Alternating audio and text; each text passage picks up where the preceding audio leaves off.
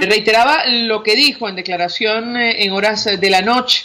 Él escribía, nunca vamos a firmar nada que signifique menos derechos y que confisque los valores democráticos de la población venezolana.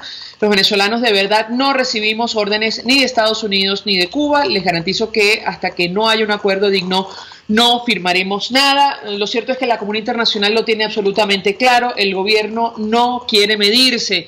Y por lo tanto, probablemente los países de la región, aquellos que conforman el Grupo de Lima, no van a reconocer un proceso electoral en las actuales condiciones. Así lo aseguraba ayer el presidente de Colombia, Juan Manuel Santos, en compañía del secretario de Estado norteamericano Rex Tillerson, de visita en Bogotá. Santos urge restaurar la democracia en Venezuela, parte de las declaraciones que ofrecía, insistimos, en rueda de prensa conjunta anoche en el Palacio de Nariño. El Nacional también destaca el telón de fondo de la crisis, falta de respuestas del gobierno agudiza la desesperación de enfermos renales. Esto es grave, serio. El Ejecutivo Nacional no puede seguir mirando hacia otra parte. Estamos hablando de la vida de varios venezolanos, muchos de los cuales, bueno, ya lamentablemente han fallecido. Y también está una foto sobre el apagón en el área metropolitana de Caracas, parte de Miranda y Vargas. Me dicen que tenemos en la línea telefónica a nuestro primer invitado. Con él vamos a hablar acerca de varios temas. Se trata del diputado Alfonso Marquina, diputado de Primero Justicia. Él es segundo vicepresidente de la Asamblea Nacional, miembro de la Comisión de Finanzas. 1.000.000 de gracias, como siempre, por atendernos. Muy buenos días. Muy buenos días, María Alejandra. Gracias por este contacto telefónico y buenos días para todos los radioescuchas. Iniciaría conversación preguntándole, diputado, si le sorprende o no el resultado de la negociación anoche. Bueno, el Ejecutivo Nacional da la impresión, sencillamente no está dispuesto a medirse en elecciones libres y transparentes en nuestro país. ¿Lo escuchamos? No, para nada. A mí no me sorprende. Yo creo que a ningún venezolano sorprende. Lo que debemos tener claro es que tú misma acabas de afirmar la convicción que ya existe en la comunidad internacional de que el gobierno de Nicolás Maduro no quiere medirse en elecciones limpias, en elecciones transparentes. Y eso es la importancia del diálogo y de la asistencia de la representación venezolana.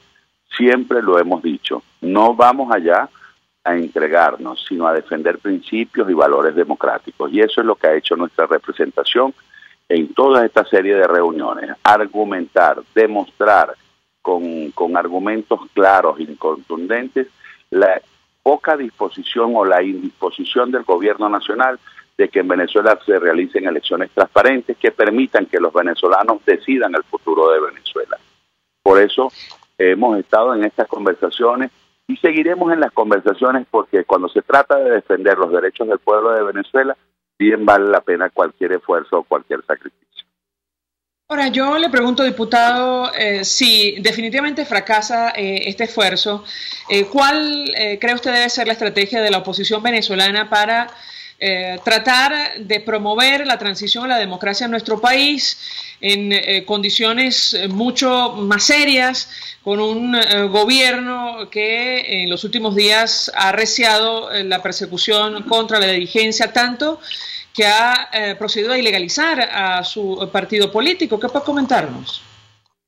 Mira, la estrategia tiene que seguir siendo acompañar al pueblo de Venezuela en su reclamo, en su protesta, seguir de la mano con la comunidad internacional, que hoy hay un consenso general en todo el mundo de apoyar una salida pacífica, democrática en Venezuela, ante las pretensiones de Nicolás Maduro de seguir dirigiendo al país bajo la fuerza, bajo las amenazas y bajo los atropellos. Así que la estrategia no puede ser otra que la de resistir e insistir en que se logren esas condiciones para que el pueblo de Venezuela tenga una salida pacífica.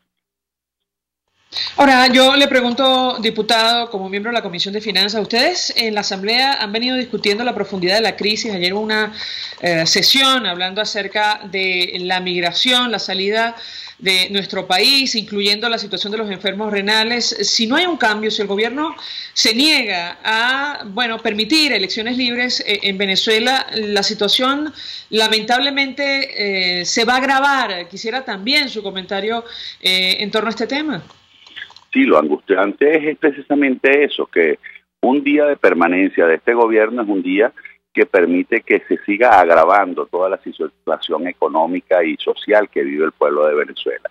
la crisis económica, cada día peor, la hiperinflación seguirá consumiéndose el ingreso de los venezolanos, la escasez. Ayer también discutimos sobre el tema de la producción agropecuaria en Venezuela y los números y las cifras presentadas por los representantes de FEDEAGRO son realmente dramáticas, alarmantes. Es decir, que hoy estamos muy mal y de seguir este gobierno con sus pretensiones de desconocer el Estado de Derecho, la situación cada día será peor. Así que, por eso te decía, yo creo que la clave está en resistir y seguir insistiendo hasta que Venezuela logre una salida a esta crisis. Y esa salida no puede ser otra que elecciones limpias y transparentes. Ahora, da la impresión, diputado, que el gobierno va a insistir en rematar, los activos de Venezuela con la intención de permanecer en el poder. Lo decimos a la luz de las distintas iniciativas que ha puesto en marcha. Una de ellas, el DICON, el relanzamiento del DICON, que, ha iniciado lamentablemente con mal pie, no hay recursos para ello, y también está el Petro, que pretende, prácticamente embargar las reservas de petróleo en nuestro país. Yo quisiera su comentario también en torno a este tema. Si la Mesa de la Unidad Democrática, si la alternativa, la Asamblea Nacional, tiene margen de acción para hacer algo con relación a este tipo de iniciativas. No, a nosotros lo que nos queda en este momento es seguir investigando, denunciando ante el país y ante el mundo todas las ilegalidades y violaciones a la Constitución de estas acciones, que no son acciones nuevas, sino que es la repetición de los fracasos del pasado. Con el nuevo DICON, que no es otra cosa que el mismo DICON, solo que se ha manifestado una mega devaluación, que por supuesto es un abono a esa hiperinflación que ya hoy padecemos los venezolanos. El hecho de que un tipo de cambio que llegaba solo a las importaciones del gobierno pasara de 10 bolívares a casi 30.000 bolívares, demuestra pues que el fracaso de la política económica del gobierno. Y un fracaso que con esta mega devaluación no se resuelve, porque una política aislada no va a resolver la crisis. Además, que se mantiene ese desequilibrio entre 30.000 y el valor de mercado que hoy mantiene el tipo de cambio. Así que, lejos de resolver, esto lo que viene es a agravar aún más la situación de escasez y de inflación que viven los venezolanos. Y con respecto al tema de la salud, es realmente angustiante, son vidas. No podemos hablarlo de cifras, no podemos hablar de números, estamos hablando de vidas de seres humanos, de compatriotas, de venezolanos. En el estado Lara, el fin de semana, 3 pacientes renales perdieron la vida por falta de atención, porque no se les practica la diálisis. Y eso se está repitiendo en todo el territorio nacional. De allí nuestra angustia, de allí nuestra preocupación, de allí nuestra obligación de intentar cualquier mecanismo, incluyendo seguir en diálogos para que se logre una salida que permita el canal humanitario y la posibilidad de que los venezolanos tengamos una elección libre y transparente que garantice que se produzca un cambio político en Venezuela. Usted hablaba, diputado, acerca de la inflación. Volvemos a nuestra señal original, 750M en su dial en Caracas, en Ciudad Guayana Eléctrica 97.7 FM. Entiendo que la Comisión de Finanzas hoy va a dar a conocer sus cálculos sobre la inflación, el índice de precios al consumidor del mes de enero. Firmas como Ecoanalítica calculan que ya rozaría el 90%. La inflación solo durante el primer mes de este año. No sé si coincide con los cálculos de la Comisión de Finanzas. Absolutamente. No me pidas que tú veas la rueda de prensa que vamos a dar el día de hoy, pero te puedo garantizar que efectivamente está por encima de la que fue la del mes de diciembre, que fue la más alta que se ha registrado en toda la historia republicana, y que ya en enero supera con creces esa cifra. Y lo lamentable es que no podemos esperar otra cosa para febrero que no sea una hiperinflación superior a la que tengamos en este mes que vamos a anunciar el día de hoy. Si me permite, diputado, a propósito de lo ocurrido ayer en República Dominicana y la posición de la comunidad internacional, vamos a reponer un extracto de esta declaración que ofrecía el presidente de Colombia, Juan Manuel Santos, en compañía del secretario de Estado norteamericano Rex Tillerson en el Palacio de Nariño, y él, expresaba claramente cuál es la posición de Colombia y cuál probablemente va a ser la posición que asuma el Grupo de Lima de cara a un proceso electoral en las actuales condiciones en nuestro país. Vamos a escucharlo y yo quisiera también su reacción. También le compartimos al secretario Tillerson nuestra preocupación por la grave situación que está viviendo el pueblo venezolano. La aguda crisis que atraviesa el vecino país, fruto de la fracasada revolución que abandera el presidente Maduro, tiene repercusiones enormes para Colombia y para toda la región. A la grave situación humanitaria que el régimen dictatorial se niega a reconocer, se suma ahora la convocatoria a elecciones presidenciales. Unas elecciones que para nosotros no tendrían validez porque no ofrecen ninguna garantía, ninguna, y no las van a ofrecer. Maduro no aceptaría jamás ir a unas elecciones libres y transparentes porque sabe que las pierde. Y en esas condiciones será imposible para Colombia, y pienso que para muchos países democráticos como los del Grupo de Lima, reconocer cualquier resultado. Su reacción, diputado. La comunidad internacional lo tiene absolutamente claro. La pregunta que yo le haría, si la salida no es electoral, entonces, ¿cuál es? ¿Lo escuchamos?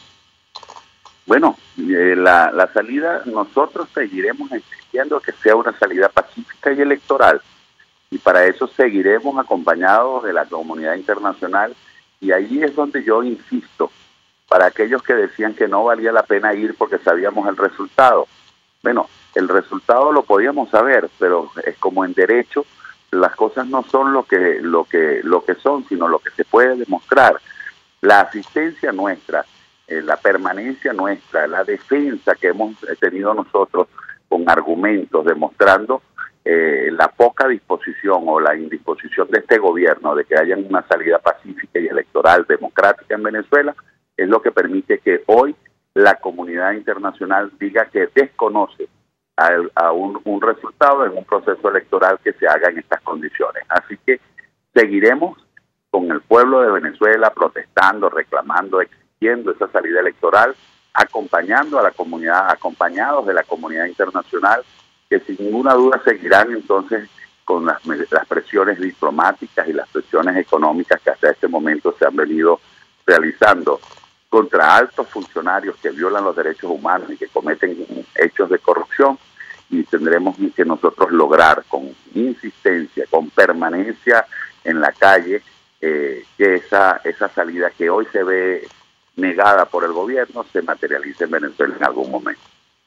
Gracias, diputado Alfonso Marquina, por atendernos, acompañarnos. Segundo vicepresidente de la Asamblea Nacional, dirigente de Primero Justicia por el Estado Lara, miembro de la Comisión de Finanzas, expresando opinión acerca de lo que ha ocurrido en las últimas horas, el nuevo fracaso de la mesa de negociación. Por un lado, el gobierno decía que sí, que había un acuerdo. La oposición lo desmentía, advirtiendo que iba a hacer observaciones. De momento, la información que se maneja es que no se ha firmado absolutamente nada y la comunidad internacional lo tiene absolutamente claro. Lo hemos comentado con ustedes, da la impresión que ya se agotó la paciencia. Escuchaban ustedes una de las posiciones, la del presidente de Colombia, Juan Manuel Santos. Hasta ahora hacemos una pausa y a regreso más. Usted escucha Palabras Más, Palabras Menos, en RCR 750 AM. Puedes seguirnos en nuestras redes sociales.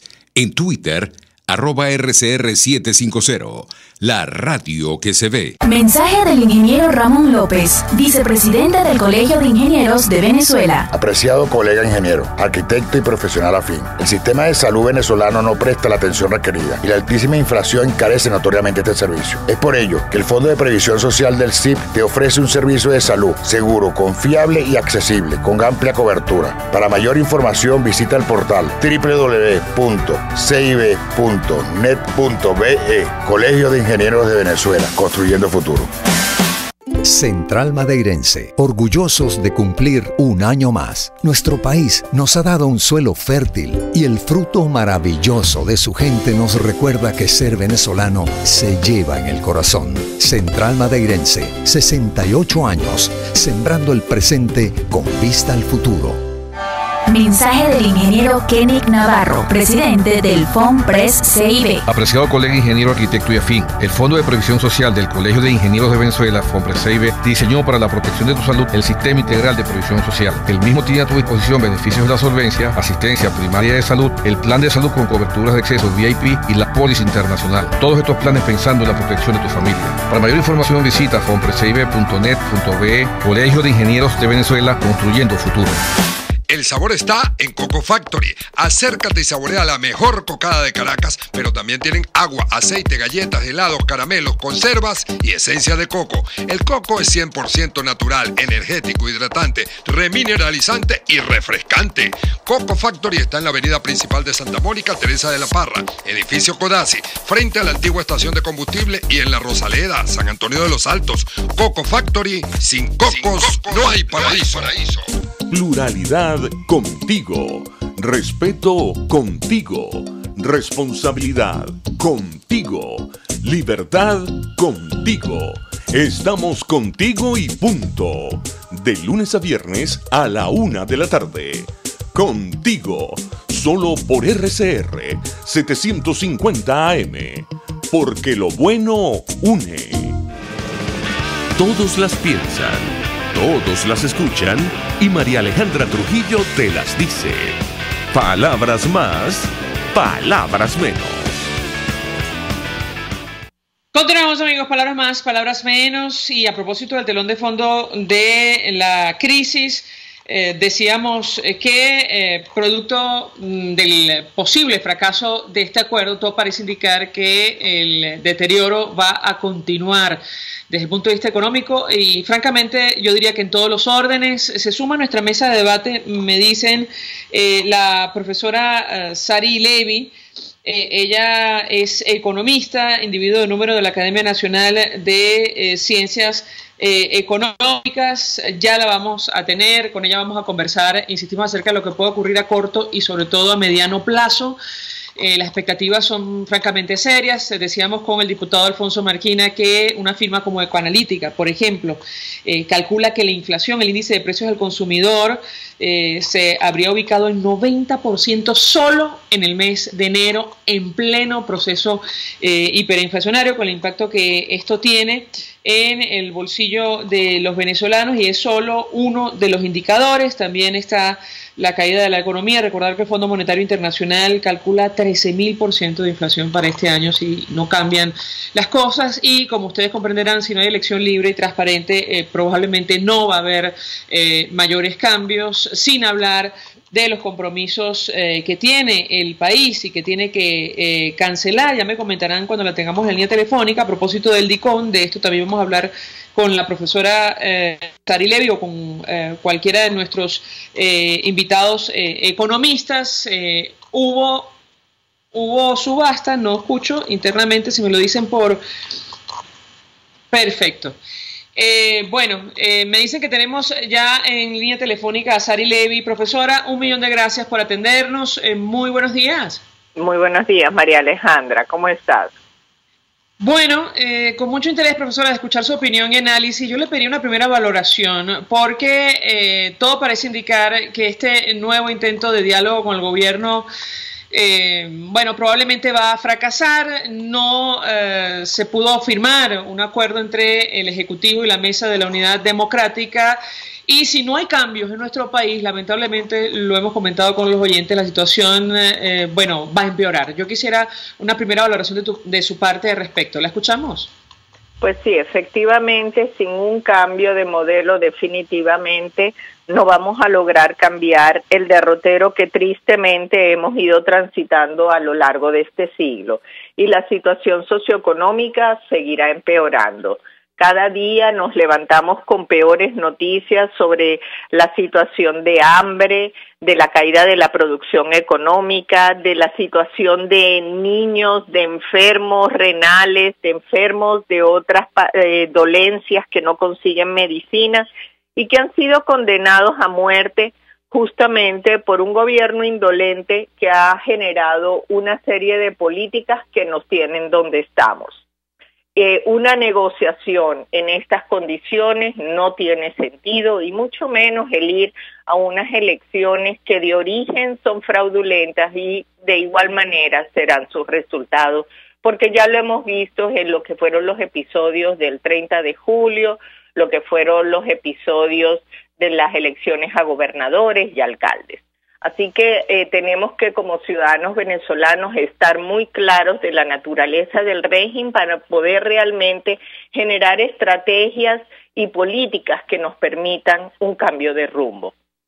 Preguntabas al comienzo, me indicaron. Hablo de la crisis económica en nuestro país. Nos ha tocado comentar la delicada situación de los enfermos renales. No tiene respuesta del Ejecutivo Nacional. Pende de un hilo su vida. A esto se suma, por ejemplo, el colapso del sistema eléctrico y de los servicios en general y situaciones como las que se vivieron ayer, por ejemplo, en Tucupita, en Del Tamacuro. Hubo un momento francamente tenso. Los ciudadanos salieron a la calle, hubo actos vandálicos, producto inicialmente de un altercado entre revendedores y los cuerpos de seguridad. Yo quisiera su opinión y su análisis acerca de este tema, la rapidez con la que puede avanzar esta crisis. Insistimos si no se toman medidas para hacerle frente. ¿La escuchamos? Bueno, efectivamente ese es el primer punto que hay que señalar y es el que si no se toman medidas y lamentablemente no se están tomando medidas. Y es por eso la escalada que estamos viviendo. Si el año pasado nosotros estuvimos tristemente hablando de un 3.000% de inflación, hoy en día, desde ese 13.000% que indicaste como una proyección del Fondo Monetario, el otro extremo te lleva a, digamos, a números que podrían pisar el 700.000%. Es decir, estamos hablando de un deterioro profundo, realmente fuerte de la calidad de vida. Y si antes decíamos que lo iban a padecer profundamente los más desfavorecidos económicamente, hoy no hay nadie quien se salve de padecer esta tragedia. Y como tú bien decías, en algún momento es el problema eléctrico, en otro momento es el problema de la falta de medicina, en otro momento es la escasez que lleva a un vandalismo que termina nuevamente en muerte. Pero en todo caso, lo que estamos viendo es la tragedia de la ciudadanía venezolana y todo producto de una camarilla que se ancla en el poder y que no pretende soltarla. Ahora, desde el punto de vista económico, profesora, en general, usted me corregirá si me equivoco, el modelo comunista, socialista, ha fracasado en todas partes del mundo y en algún momento, bueno, termina colapsando la economía. Yo quisiera su comentario y su análisis, si esto es posible predecirlo. En el caso venezolano, la comunidad internacional, bueno, está francamente preocupada. Lo vimos ayer en esta rueda de prensa conjunta entre el presidente de Colombia y el secretario de Estado norteamericano por el impacto que puede tener, por una nueva ola migratoria huyendo de la crisis en nuestro país. Quisiera su comentario. ¿Es posible predecir el colapso de nuestra economía, es decir, la paralización? Ya hemos visto algunas señales, aunque el gobierno lo niegue. ¿Qué puede comentarnos? Bueno, mira, efectivamente, el modelo que se autodenomina socialismo del siglo XXI no es otra cosa que los modelos comunistas del siglo XX. Lo hemos visto en la ex Unión Soviética, lo hemos visto en Cuba y siempre llevan al colapso económico. Y es que al trancar el flujo de información económica a través del mercado, simple y llanamente, los actores no tienen referentes y pierde sentido la dinámica económica. ahí colapsa el modelo, y si a eso le sumas el control sociopolítico que se genera desde el poder, pues definitivamente son las tragedias que ya hemos conocido. Lo triste es que ellas pueden llevar a grandes hambrunas y a muertes de grandes contingentes de población, como también lo hemos visto históricamente. En cuanto al problema de las migraciones, efectivamente, eso es un problema que se observa siempre que hay estas situaciones, y Colombia, obviamente, como nuestro país vecino, ciertamente está atenta a esta situación. Y es que además, si a ello vamos, en Venezuela habitan más o menos unos 3 millones de colombianos. Si a ello le sumamos sus hijos, etcétera, pues significa que todas esas personas podrían solicitar volver a su país de origen. Ni siquiera podría verse como una emigración, sino como una repatriación. Entonces, de la noche a la mañana, pues nuestro país vecino se vería con 3, 4 millones de habitantes que atender de forma abrupta. Entonces, obviamente que esto es un problema de atención no solamente económica, sino social. Ahora, ¿cómo definir el momento en el que se genera el colapso? Pues hay muchas formas de evidenciarlo, pero también recordando aquello de que lamentablemente siempre podríamos estar peor. Nadie nos hubiera contado a comienzos de siglo que íbamos a tener una empresa petrolera quebrada. Nadie nos diría a comienzos de siglo que íbamos a tener una economía en hiperinflación. Estamos hablando de que en los últimos 3 años la caída del Producto Interno Bruto ha sido mayor que la evidenciada en el crack del 29, que fue una depresión profunda y que ha pasado a los libros de historia. Nosotros, si seguimos las proyecciones, con este 2018, con la proyección de un 15% de caída del producto, estaríamos hablando de caídas del 50% de la producción. Por lo tanto, ¿hasta dónde más queremos ir para decir que hemos colapsado la economía? Lo que sí permanece son algunos héroes que definitivamente algún día deberán ser reconocidos, empresarios que siguen apostando por el país, que han mantenido sus empresas, que han mantenido sus nóminas y que hacen magia día a día para hacer frente a esta situación. Gracias, profesora Sari Levy, por atendernos, acompañarnos estos minutos. Economista e individuo de número de la Academia Nacional de Ciencias Económicas, expresando opinión y análisis acerca del tema que nos ocupa, el telón de fondo de esta crisis, la situación económica en nuestro país. Hacemos una nueva pausa, vamos a publicidad. Estás escuchando Palabras Más, Palabras Menos, por RCR 750 AM. Son las 7:28. Es la hora de aprovechar el tiempo para realizar tus operaciones con la banca electrónica Banesco. Fácil no, muy fácil. Banesco contigo.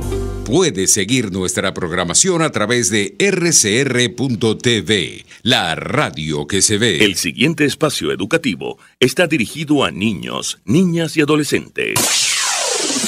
RCR presenta Todo se puede, una producción nacional independiente de Mayra Prado, certificado número 16923. El cambio es acción. Muévete por tu salud. No tienes excusa. Tú puedes. ¿Comes más ante las emociones negativas? Estás ante una conducta aprendida.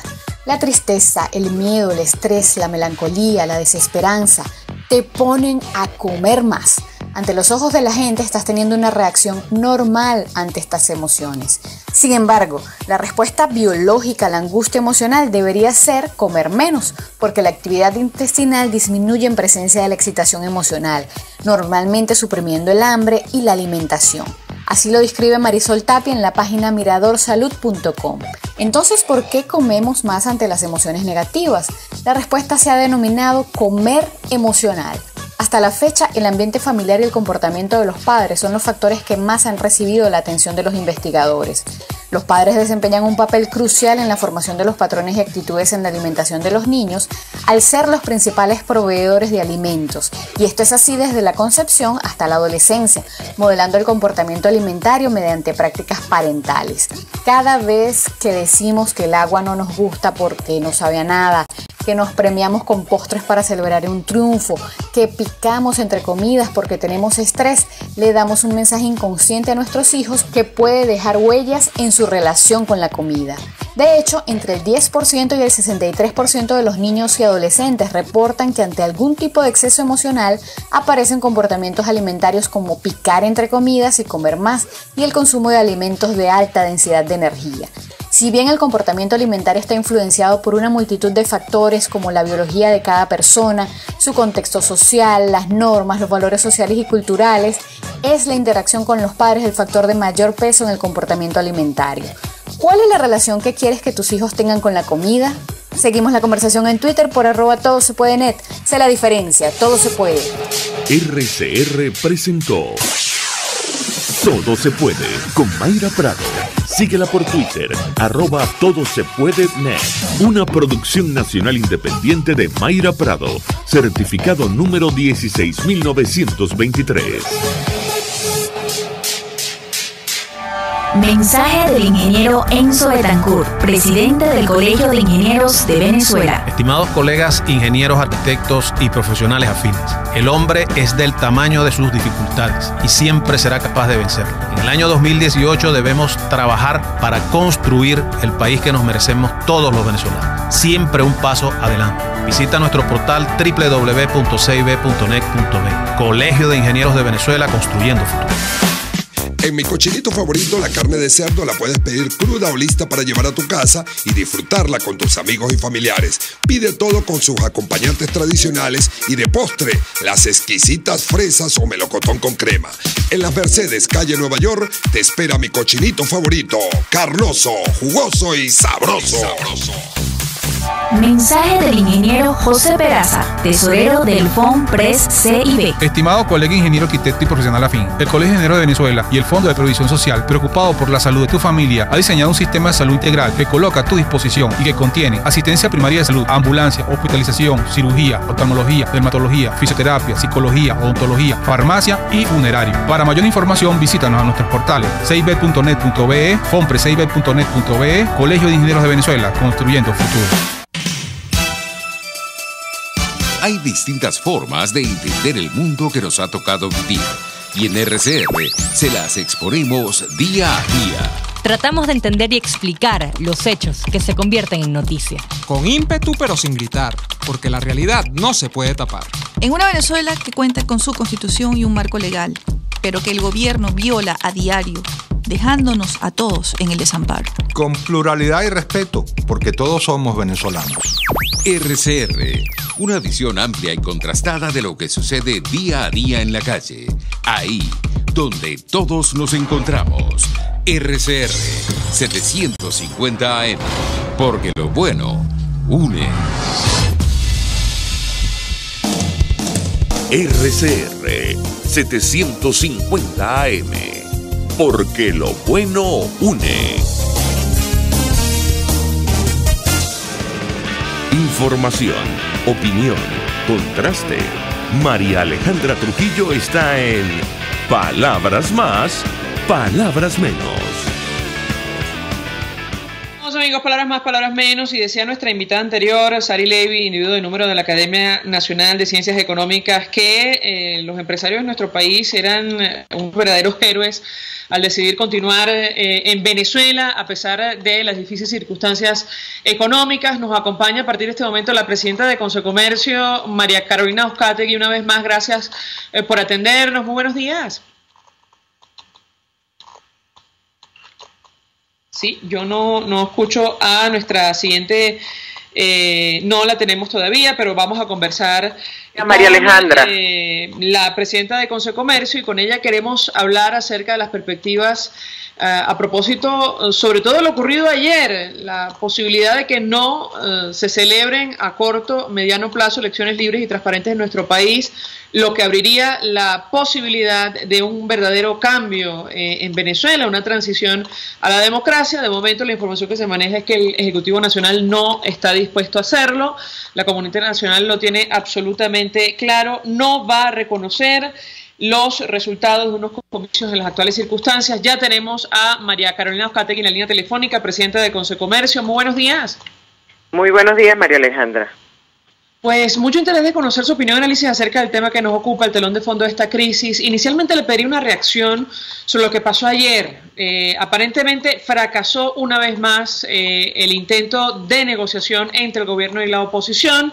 La información que se maneja, o al menos lo que ha dicho la dirigencia de la Mesa de la Unidad Democrática, es que el gobierno nacional no está dispuesto a medirse en elecciones libres y transparentes en nuestro país. ¿La escuchamos? Bueno, realmente lo que pasó ayer, lo que hace es profundizar, alargar esta agonía en la que estamos los venezolanos. Una Venezuela que comienza el año con una inflación del 150% con respecto a diciembre, en la primera semana, en las primeras 2 semanas de enero, es algo que alarma y que debería estar ocupando a quienes de verdad tienen en sus manos la conducción de este país, tanto por parte del gobierno como por parte de la oposición. O sea, Venezuela necesita respuestas, Venezuela necesita que el tema político no siga ocupando los primeros lugares de la agenda, sino que se comience a trabajar en la solución de este profundo y cada vez más grave problema económico que genera, por supuesto, toda esta cadena de problemas humanitarios, problemas sociales que estamos teniendo, gente muriendo por falta de medicamentos de diálisis, niños muriendo por desnutrición, y así puedo contar la infinidad de problemas que estamos viviendo los venezolanos, donde pareciera que nuestros políticos lo único que les interesa es el tema electoral, cuando Venezuela necesita soluciones, necesita respuestas. Ahora, a propósito de lo ocurrido ayer, el último eslabón de una larga cadena de hechos vandálicos en nuestro país, habló de las protestas y los saqueos en Tucupita, del Tamacuro. ¿Qué información manejan ustedes, el impacto que esto tuvo? Por las imágenes que hemos podido ver, bueno, como mínimo ha dejado cuantiosos daños en esta localidad. ¿La escuchamos? Así es. El alcalde de Tucupita decidió de manera arbitraria reubicar a los comerciantes informales que hacían vida activa allí en el centro de la ciudad. Y por supuesto estos comenzaron a protestar, comenzaron a manifestarse en contra de esto, pero de la manera más violenta, y todo parece indicar que las autoridades locales se les fue de las manos la situación, no lograron controlar lo que allí estaba ocurriendo, comenzaron atacando una entidad bancaria a la que le rompieron todos los vidrios, y de allí la violencia se fue desarrollando y bueno, trajo las consecuencias que tú bien señalas. Es lamentable que los alcaldes, que las autoridades locales no permitan que este tipo de situaciones escalen de esta manera con graves consecuencias, no solamente para los comerciantes que allí se vieron afectados, sino también para la población, quien hoy, mañana, cuando quiera venir a comprar algo que ya no tiene en su casa, no va a encontrar dónde hacerlo porque simplemente los comercios están devastados, producto de esta violencia que debió haber sido controlada, pudo haber sido controlada. También tenemos informaciones que en Upata hubo ciertos conatos que pudieron haber generado consecuencias mayores, pero afortunadamente fueron controlados.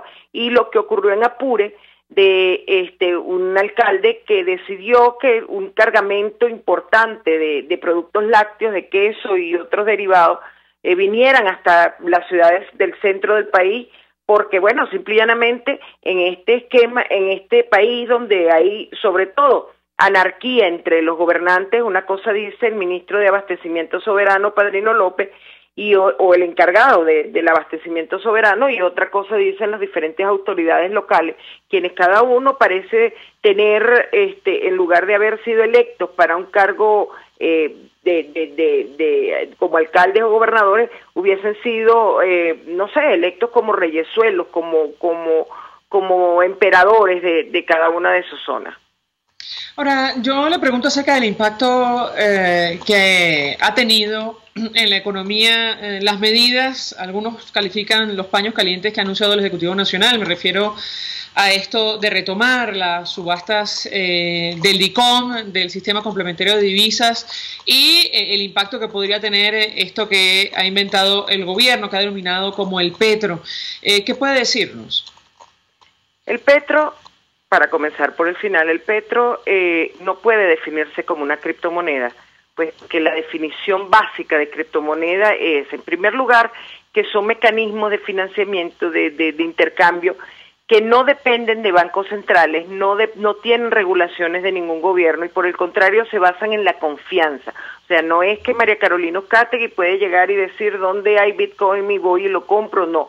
Es cuestión de, bueno, procesos, sobre todo mucho el tema de confianza, tienes que ser referenciado para poder adquirirlo. Aquí esos dos elementos no están. No está la confianza y no está la independencia que debe tener de los bancos centrales y de los gobiernos. Al contrario, Petro depende directamente del gobierno y por lo que todos los especialistas han podido concluir es nada más ni nada menos que una nueva forma de endeudamiento, un nuevo bono de autofinanciamiento por parte del gobierno que, como sabemos, ha sido ¿cómo diría yo?, restringido por parte del gobierno de los Estados Unidos la emisión de nueva deuda y sin embargo el gobierno ha buscado este nuevo mecanismo para tratar de obtener divisa. Y con respecto al DICOM, el problema sigue siendo el mismo, no pueden asignar dinero que no tienen, el gobierno no está percibiendo, al contrario, la producción petrolera ha bajado significativamente, no tiene capacidad de endeudamiento, como estaba hablando, ni con el Petro ni con ningún otro mecanismo, no está percibiendo ingresos de ninguna otra manera, y entonces aspira que los privados, que no son precisamente los que tienen los depósitos en Andorra y otros paraísos fiscales, traigan su dinero aquí y lo oferten en un mercado que no le ofrece ningún tipo de confianza, que no le ofrece ningún tipo de seguridad. ¿Cómo alguien va a traer un dinero para comprar, suponte, mercancía, va a traer divisas y cambiarla allí en ese mercado oficial para comprar mercancía, que en el momento menos pensado puede llegar el señor del Sunday y decir, mire, no me importa qué precio lo compró, no me importa qué mecanismo utilizó, lo que yo quiero es que usted baje los precios por debajo de sus precios de adquisición. Entonces, mientras no, como repito constantemente y yo voy a reiterarlo hasta el cansancio, mientras no tengamos reglas de juego claras que generen confianza, un gobierno que se tome en serio la economía y que asuma la responsabilidad de hacer los cambios que se necesitan en el país, no va a mejorar la situación que tenemos. Y si el gobierno no está dispuesto a hacerlo, entonces debería aceptar los términos de la negociación y permitirle al pueblo que decida si quiere continuar en esta situación o hacer un cambio de gobierno. Ahora, yo le pregunto a nuestra invitada, ¿se conoce a estas alturas qué empresas resultaron beneficiadas de esta subasta en el marco del DICOM, más allá de la aclaratoria que hizo el Banco Central, según la cual, debido a las sanciones financieras impuestas por Estados Unidos, había sido muy difícil las transferencias de moneda extranjera entre bancos públicos y privados? ¿Se conoce quién resultó beneficiado de estas subastas con un tipo de cambio muy inferior al paralelo? No se conoce ninguna información al respecto, solamente publicaron la tasa que ellos habían fijado, tasa que, como tú dices, representa apenas un 10% de otras tasas referenciales en el país. Y bueno, eso hasta ahora no hemos escuchado ni una sola empresa que haya sido beneficiada. Estamos esperando más información por parte del gobierno en este sentido. Pero eso, como bien señalaba, no va a funcionar si no se le inyectan dólares. ¿Qué dólares van a asignar? ¿Qué divisas van a asignar? ¿O qué euros van a asignar? Lo que sea. Si no se le inyectan a este mecanismo. O sea, el gobierno no los tiene, los privados no van a apostar. Dudo mucho que el mecanismo fluya sin que haya inyección de divisas en él.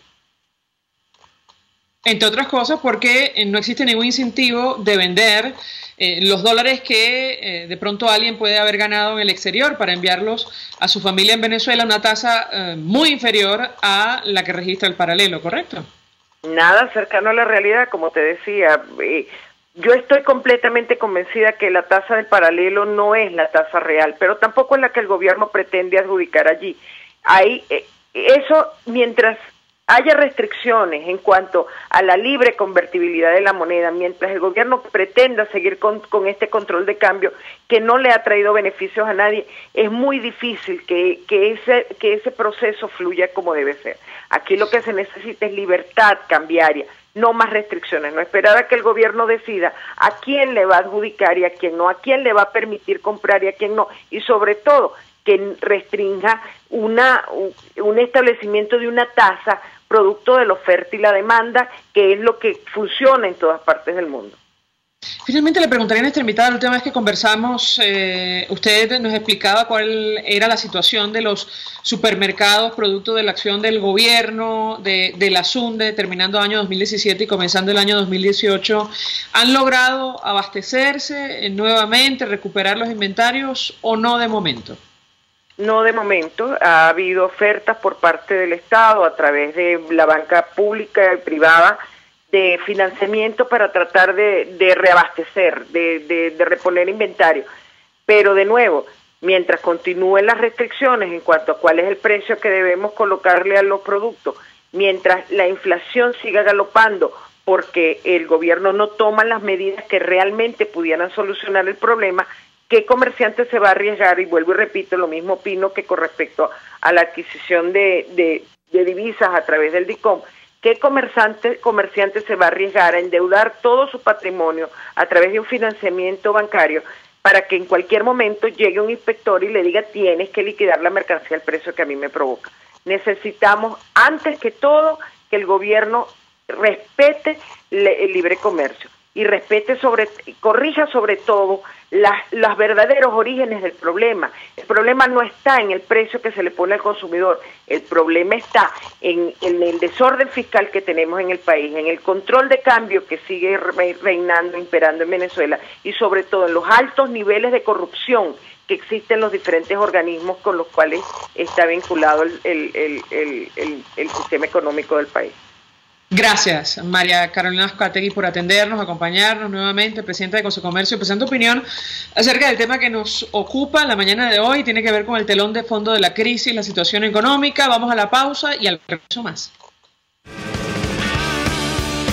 Escuchas a María Alejandra Trujillo en Palabras Más, Palabras Menos, por RCR 750 AM. Son las 7:48. Es la hora de aprovechar el tiempo para realizar tus operaciones con la banca electrónica Banesco. Fácil no, muy fácil. Banesco contigo. Sintonícenos a través de Periscope, @RCR750, la radio que se ve. Mensaje del ingeniero Ramón López, vicepresidente del Colegio de Ingenieros de Venezuela. Apreciado colega ingeniero, arquitecto y profesional afín, el sistema de salud venezolano no presta la atención requerida y la altísima inflación encarece notoriamente este servicio. Es por ello que el Fondo de Previsión Social del CIP te ofrece un servicio de salud seguro, confiable y accesible, con amplia cobertura. Para mayor información visita el portal www.cib.net.be. Colegio de Ingenieros de Venezuela, construyendo futuro. Central Madeirense, orgullosos de cumplir un año más. Nuestro país nos ha dado un suelo fértil y el fruto maravilloso de su gente nos recuerda que ser venezolano se lleva en el corazón. Central Madeirense, 68 años, sembrando el presente con vista al futuro. Mensaje del ingeniero Kenneth Navarro, presidente del FOMPRES CIB. Apreciado colega ingeniero, arquitecto y afín, el Fondo de Previsión Social del Colegio de Ingenieros de Venezuela, FOMPRES CIB, diseñó para la protección de tu salud el Sistema Integral de Previsión Social. El mismo tiene a tu disposición beneficios de la solvencia, asistencia primaria de salud, el plan de salud con coberturas de acceso VIP y la póliza internacional. Todos estos planes pensando en la protección de tu familia. Para mayor información visita fomprescibe.net.be. Colegio de Ingenieros de Venezuela, construyendo futuro. En RCR somos opinión. Golpe a golpe es la noticia de mañana hoy. Golpe a golpe es la noticia en el microscopio. Es lo que usted necesita oír, imaginar, ver. Golpe a golpe es imprescindible. Es tremendo.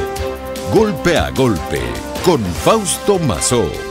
De lunes a viernes a partir de las 8 de la mañana por RCR 750 AM.